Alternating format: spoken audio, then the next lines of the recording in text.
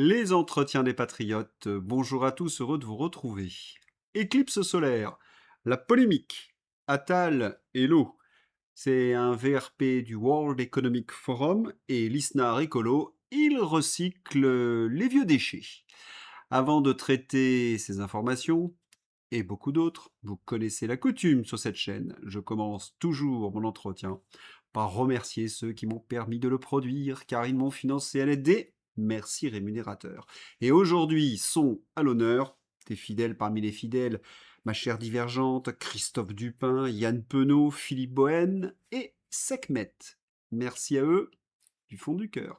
Et puis je tenais à vous remercier pour votre soutien incroyable. Oui, il faut aider la réinformation en ces temps de très graves menaces sur la liberté d'expression. Comment faire? Eh bien, c'est simple, il suffit de lever le petit pouce, écrire de gentils messages, diffuser sur d'autres réseaux sociaux et puis surtout, n'oubliez pas d'activer votre cloche notification. Merci à tous. Éclipse solaire et polémique. Et qui l'a lancé? Notre pastèque 2026. Vous avez tous reconnu Marine Tondelier. Ce qu'il restera, c'est l'impréparation. Marine Tondelier dénonce comme un fiasco de santé publique l'absence de distribution de lunettes pour l'éclipse. Observer le phénomène sans lunettes spéciales peut provoquer des lésions de la rétine. Ces lunettes sont actuellement en vente dans les grandes surfaces, chez les opticiens et pharmaciens, mais sont souvent, hélas, en rupture de stock. Si on suit la Tondelier, l'État aurait dû financer 67 millions de paires de lunettes pour un coût estimé à plus de 300 millions d'euros. Le prix de la lunette plus l'envoi. Derrière cette proposition complètement débile de Marine Tondelier, il y a néanmoins un élément important. La place de l'État. Pour Marine, l'État, c'est une nounou qui vous achète des lunettes de soleil pour une éclipse, mais vous prive de réseaux sociaux. Ça vous rappelle rien, ça? Bah oui, c'est vol au-dessus d'un nid de coucou. Enfin, avec Marine, c'est vol au-dessus d'un nid de coco vert. Effrayant lorsqu'on y réfléchit. La plus belle éclipse solaire des 55 prochaines années en France et la plus spectaculaire depuis 1999 se produira donc ce mercredi soir. La Lune masquera le Soleil, environ 90% à Lille jusqu'à 99% à Biarritz. L'événement débutera vers 19h30 avant d'atteindre son maximum autour de 8h15 à 8h30. Une éclipse solaire partielle, tandis qu'elle sera totale dans une partie du nord de l'Espagne. Le prochain phénomène aussi intense, éclipse totale, sera visible en France que le 3 septembre 2081. Et n'oubliez pas de vous munir de lunettes spéciales éclipse, sinon les brûlures sont irréversibles. Ma rétine était brûlée, on ne pouvait plus rien faire. L'éclipse solaire sans lunettes, danger irréversible pour les yeux. Et attention également, si vous filmez l'éclipse, il ne faut pas photographier l'éclipse avec son smartphone. Et il ne faut pas non plus trop longtemps fixer l'éclipse. Les rayons passent malgré les protections. Voilà, n'hésitez pas à vous renseigner pour visionner cette éclipse en toute sécurité. Pour Marine, c'est vraiment un été pourri. L'été pourri de Marine Tondelier. L'hôpital sans clim, eh bien, une mortalité en augmentation chez les personnes les plus fragiles. La responsabilité, Macron et l'escrologie verte. Incendie géant, dégâts faramineux, responsabilité, Macron et l'escrologie verte, avec le refus du débroussaillage. Mais Tondelier, après un été aussi pourri, contre-attaque. Elle exige la censure de X, comme Emmanuel Macron. Après la dérive sectaire, voilà maintenant le fascisme escrologiste. Cela commence à se voir que Marine Tondelier épouse les combats de la Macronie européiste. Oui, cela commence à se voir. Alors Marine a besoin de se distinguer d'Emmanuel Macron et abuser ainsi les gogos qui votent pour elle. Elle lance la polémique sur les lunettes Eclipse. Mais qu'est-ce qu'on a fait au bon Dieu pour mériter un tel châtiment que Marine Tondelier? Éclipse solaire Suite. Éclipse solaire totale. Pourquoi une cellule de crise a-t-elle été déclenchée en Europe? Je pense que vous avez la réponse. Lors d'une éclipse solaire, il y a une chute brutale, par essence, de la production d'électricité solaire. Et donc, cela pèse sur notre réseau électrique et cela peut engendrer un blackout. Les autorités ont affirmé qu'elles ont anticipé ce risque. Ce serait quand même la moindre des choses. Mais qu'est-ce qu'on a fait, oh bon Dieu, bis, avec Gabriel Attal? Gabriel Attal, si les Français me font confiance, je souhaite qu'un ministère dédié à l'eau soit créé. Pendant ce temps, dans le monde réel, cela existe déjà, cela s'appelle le ministère chargé de l'environnement. Certains d'entre vous m'ont écrit que ce n'est pas une mauvaise idée de créer un ministère de l'eau. Aïe aïe aïe aïe aïe aïe. J'ai remarqué que l'on ne pouvait plus discuter sur ce sujet de l'eau. Oui, comment expliquer que certains se braquent? Parce que de trop nombreux Français ont été travaillés au corps par le conditionnement escrologiste. Explication. L'eau, on la gère pour nourrir la France. L'eau, ce n'est pas du pétrole. La quantité d'eau sur Terre est constante depuis 3,8 milliards d'années. L'eau ne disparaît pas quand on l'utilise. Elle suit un cycle fermé. Trois sources mobilisables, la pluie, le recyclage, le dessalement. Le vrai sujet n'est pas de consommer moins, mais de stocker mieux. Ainsi, quand les agriculteurs irriguent, ils ne volent pas l'eau. Il y a zéro perte et zéro gaspillage. Une part devient de la nourriture pour les hommes et les animaux. Une part rejoint les sols, les nappes et les rivières. 75% repartent à l'atmosphère et retombent en pluie. Rien ne disparaît, gaspiller c'est perdre. Ici, rien n'est perdu. Ce sont bien ces escrologistes qui ont pourri le débat avec des mots orwelliens. Prenez par exemple le terme privatisation de l'eau. Oui, là c'est vraiment orwellien, je vais vous le montrer dans quelques minutes. En droit français, l'eau fait partie du patrimoine commun de la nation. Elle ne s'achète pas et ne se vend pas. Personne en France ne paie l'eau elle-même. Ce qui se paie, ce sont les services associés. Un agriculteur n'achète pas de l'eau, il obtient une autorisation administrative de prélèvement encadrée, limitée et révocable. Autre terme bien pourri, le terme mégabassina, terme péjoratif, alors que ce sont des retenues d'eau hivernales lors des surplus pour éviter justement de pomper dans les nappes phréatiques.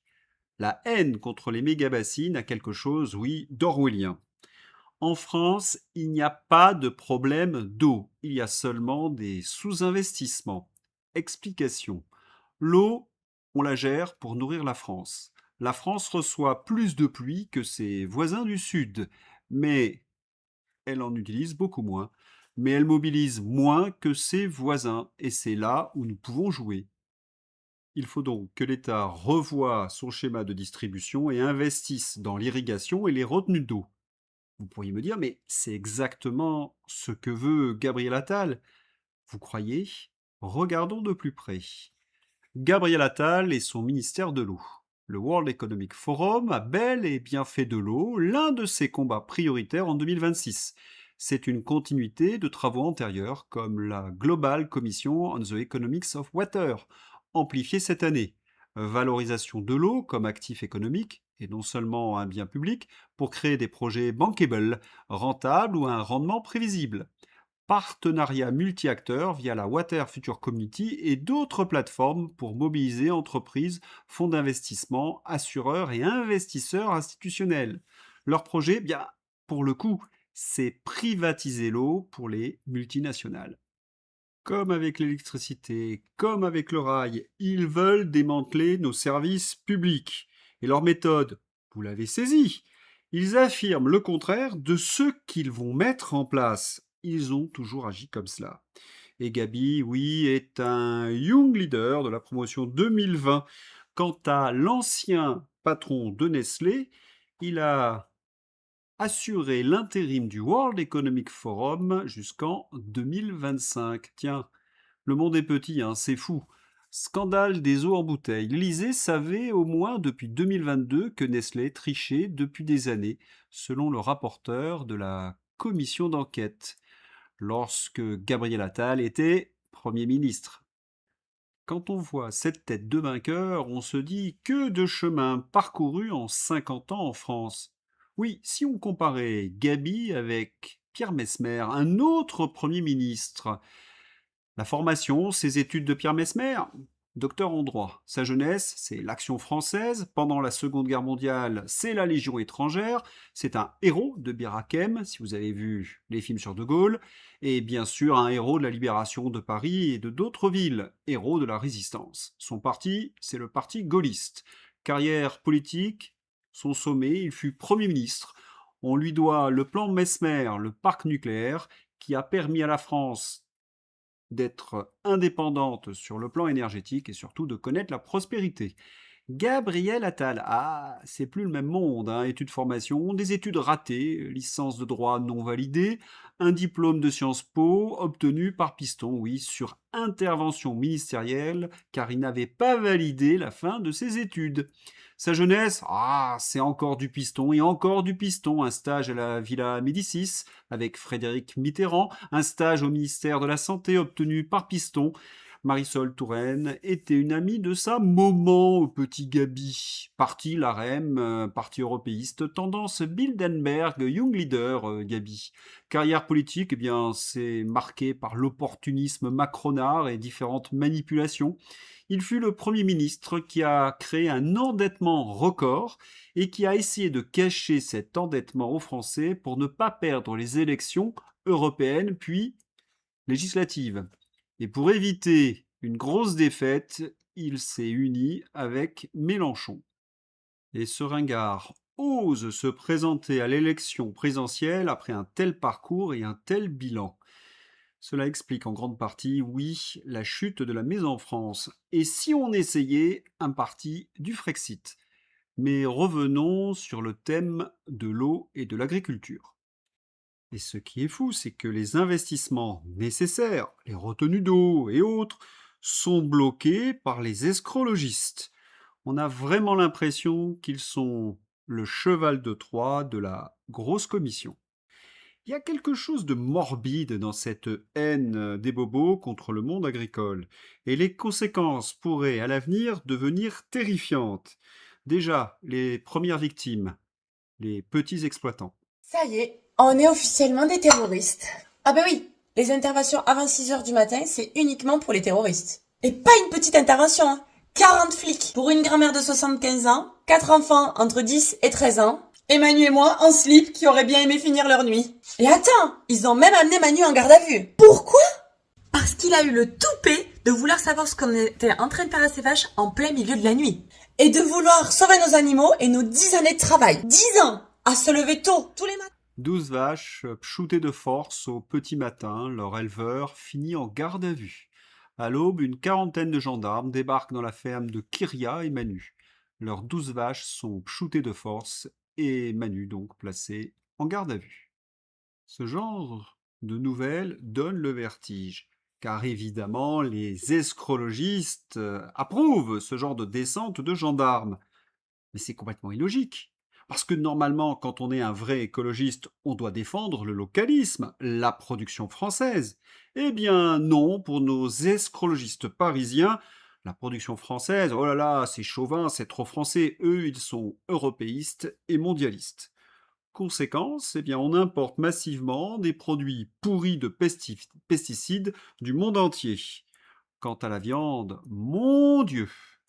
Image hallucinante des fermes-usines en Argentine, 150 000 vaches et veaux. Du délire que le Mercosur va importer en détournant les institutions européistes. Ça va être trop cool ces fermes-là en France au lieu des paysans. Ah mince, j'entends une voix. Il faut des lunettes pour tous les Français pour l'éclipse solaire. Oui, c'est la priorité numéro 1 de Marine Tondelier. Escrologie toujours. David Lisnard.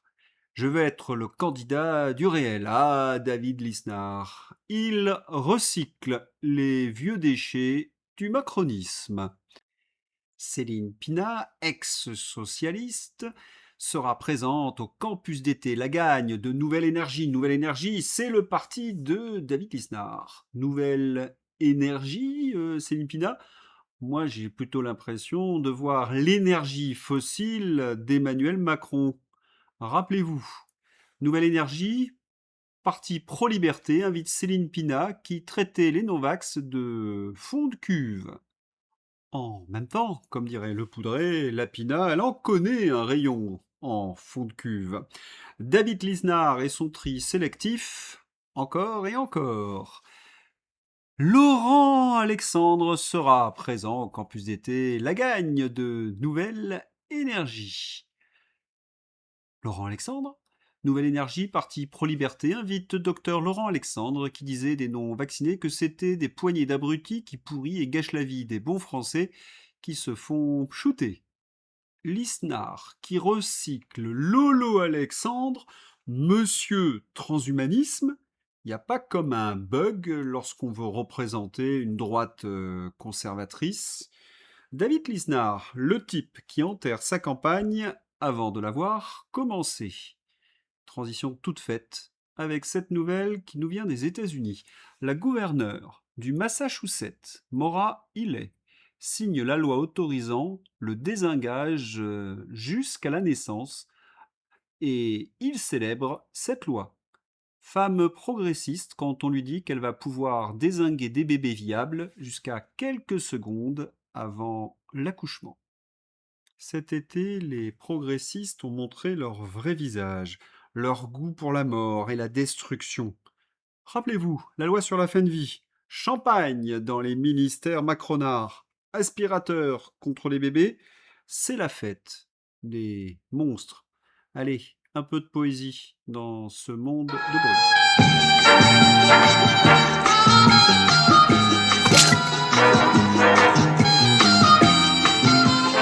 Vous avez reconnu le magnifique. Vous vous souvenez d'une de ces scènes où Belmondo met des bourre-pifs à tout ce qui bouge et il téléphone en même temps à son supérieur en disant « La routine, mon colonel, la routine ». C'est un peu ce qui m'arrive dans ces entretiens. Toulouse, 2 policiers municipaux blessés dans une attaque au couteau. Une femme âgée de 108 ans a été agressée sexuellement et retrouvée partiellement dénudée et en état de choc après avoir été victime d'un cambriolage à son domicile à Villeurbanne. Une jeune femme enlevée en discothèque puis agressée dans les Yvelines. 2 suspects mis en examen, dont un Algérien sous OQTF.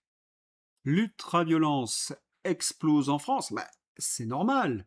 Si vous vous rappelez de mon entretien d'hier, les policiers sont débordés par de la paperasse qui d'ailleurs finit généralement à la poubelle, particulièrement les dossiers sur les agressions sexuelles sur mineurs. Quel hasard! Les forces de l'ordre doivent aussi pchouter des vaches au petit matin.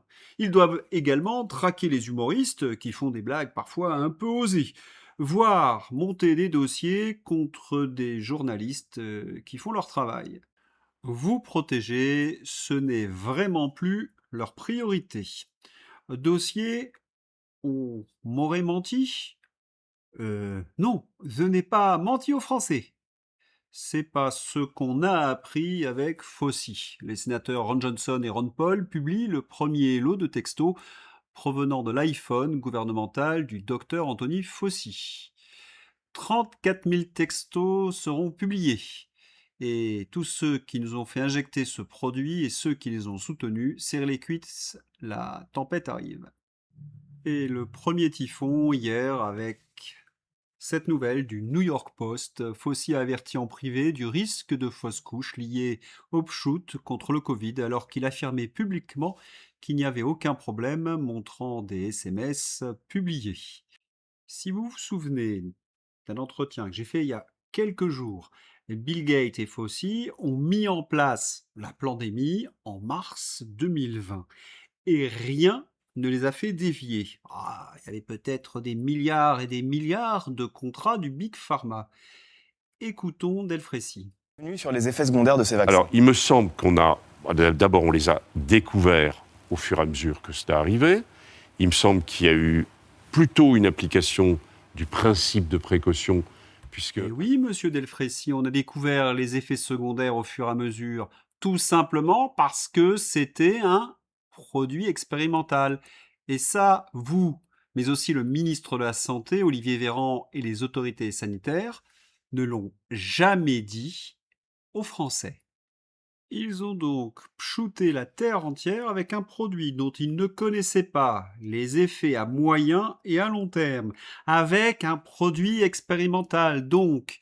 Et on se réveille aujourd'hui avec ce genre de choses, explosion de la mortalité infantile en France, où ça, 63% des jeunes de la génération Z déclarent penser souvent à leur santé mentale. Il serait peut-être temps, comme aux États-Unis, que l'on mette en place une commission pour faire toute la vérité. Ah non, le gouvernement a d'autres priorités, vous le savez, et notamment nous taxer. Hausse des franchises médicales, l'argument fumeux du gaspillage de médicaments. Faire la lumière sur la pandémie, ne serait-ce que pour sauver des vies. Non, mais nous taxer, bien entendu, c'est oui. La question qui dérange, si avec une très grave pandémie, on a eu 66 498 morts en avril 2020, comment en janvier 2025 on a eu 69 970 morts sans pandémie? Bonne question. Mais ne comptons pas sur les macronards pour y répondre. Taxer, taxer et encore taxer. Et en France, l'inquiétude monte. Les propriétaires de véhicules électriques finiront-ils par être taxés? La réponse est dans la question. À partir de 2028, au Royaume-Uni, les conducteurs de voitures électriques devront payer une taxe sur la base du nombre de kilomètres parcourus. En France, une telle évolution fiscale est inévitable, pensent certains observateurs. Sur quoi se fondent-ils?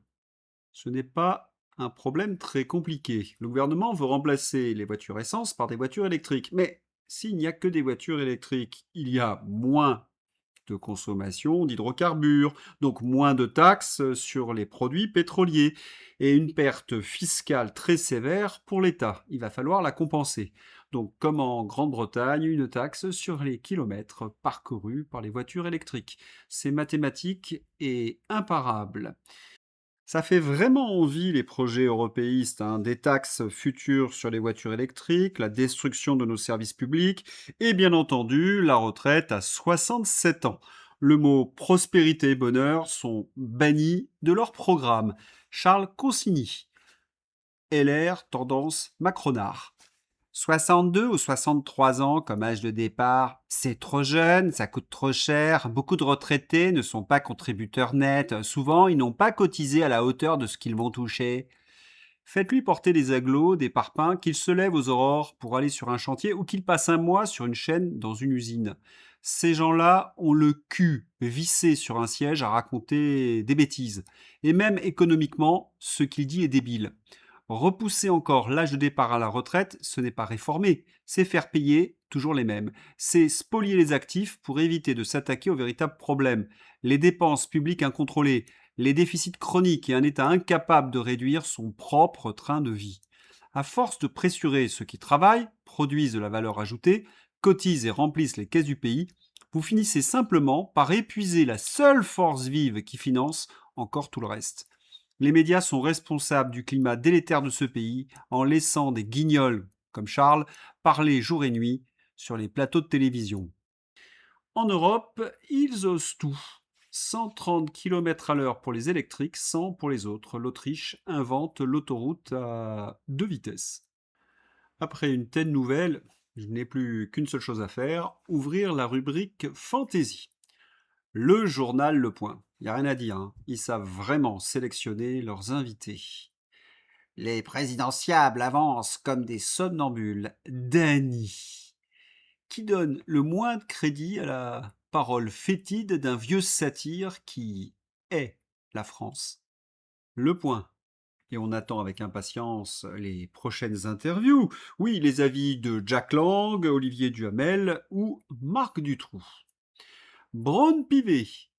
Braun Pivet aura traversé la décennie en accédant aux plus hautes fonctions, sans accomplissement notable autre que sa fidélité au président.